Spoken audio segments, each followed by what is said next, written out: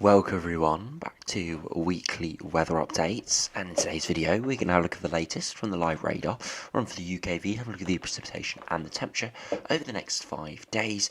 If we do have continued heavy bouts of rain pushing in to the north and the west, at least over the next day or two, it's mainly going to be impacting the north and the west. We could see bits of this precipitation thrown further south and eastwards, but it does look likely that it will fizzle out quite significantly before it does reach the south and the east.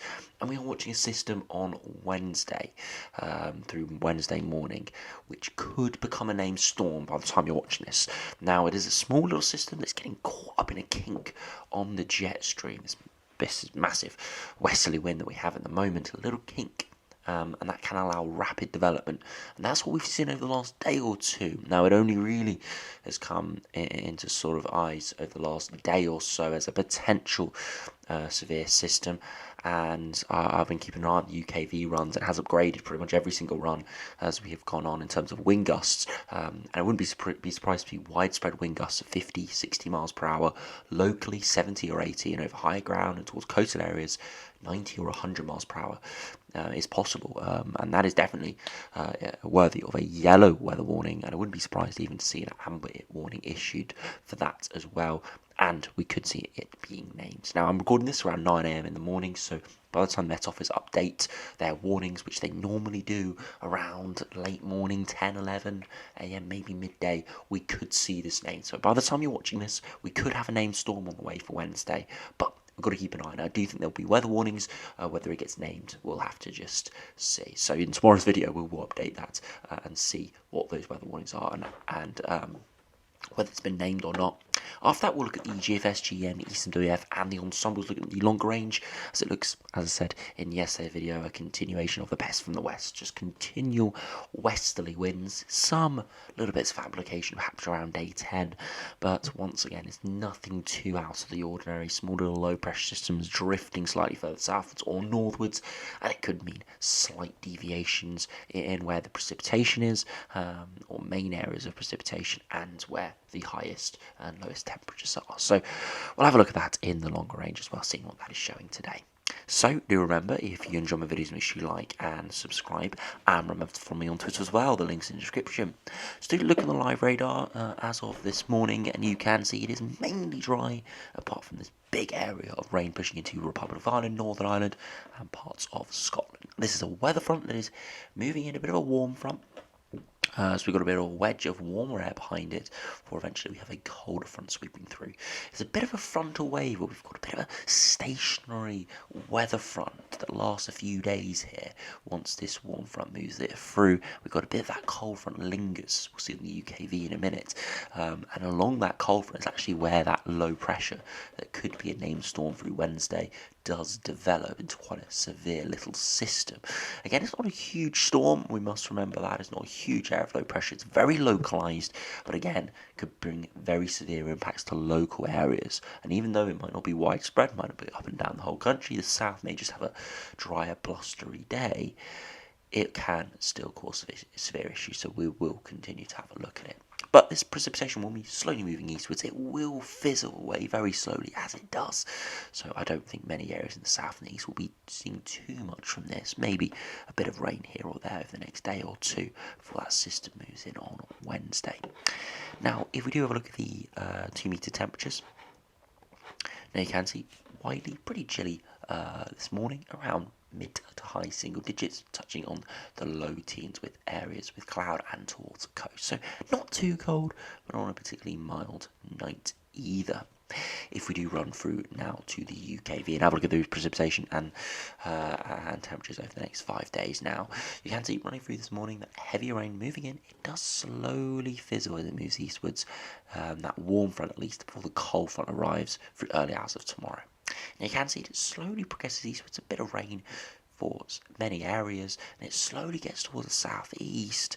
For watch what happens within this area. We see a big low develop over Ireland, spinning up, and look at that massive arc we have, showing a very severe low pressure system there moving in.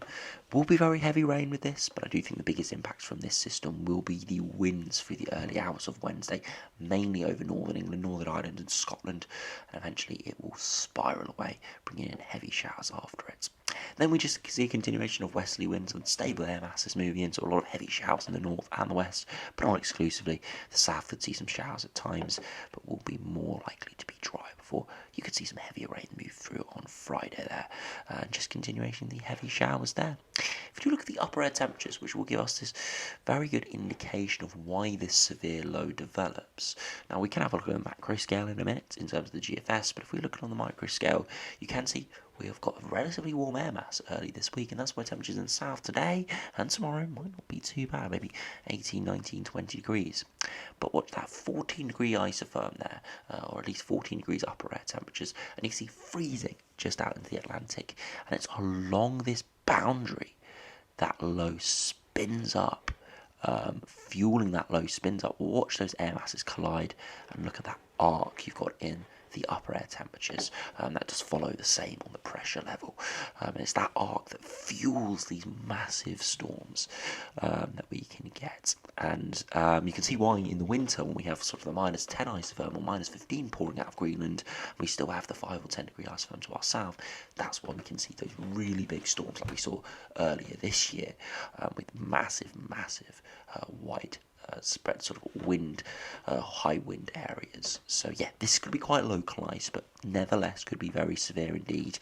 And if we do look at those wind gusts, if we do start through Tuesday, you can see maybe 30, 40, 50 miles per hour over the high ground. Not too unusual for a lower pressure system, but it's when we get to early hours of Wednesday. Look at that. Widespread 50, 60, 70 miles per hour for many coastal areas and a lot of high ground. Even inland areas, even down into central England, 40, 50 miles per hour.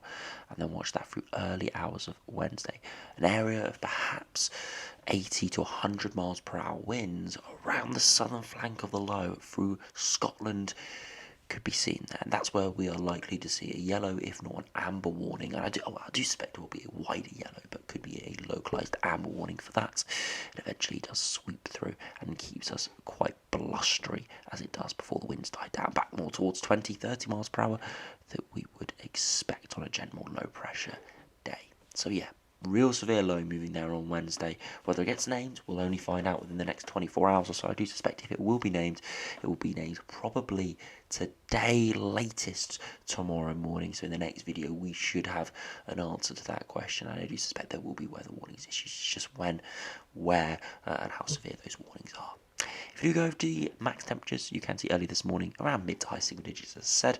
And as we head to this afternoon, you can see temperatures peaking maybe 18, 19 degrees in the far south. The northwards much cooler under the precipitation and the cloud. As we head through to Wednesday, also Tuesday, you see overnight temperatures not too bad with thicker cloud because of the remnants of that weather front. And it should be generally in a wilder air mass. And you can see 19 degrees perhaps across East Anglia and Eastern England generally through tomorrow. Further northwards and westwards a lot cooler as we do have cloud and rain building in. As that low does move through, you can see through Wednesday, real big temperature contrast. Parts of Eastern Ireland could be 17 degrees, but parts of Western could be 8 or 9 because of the temperature clash.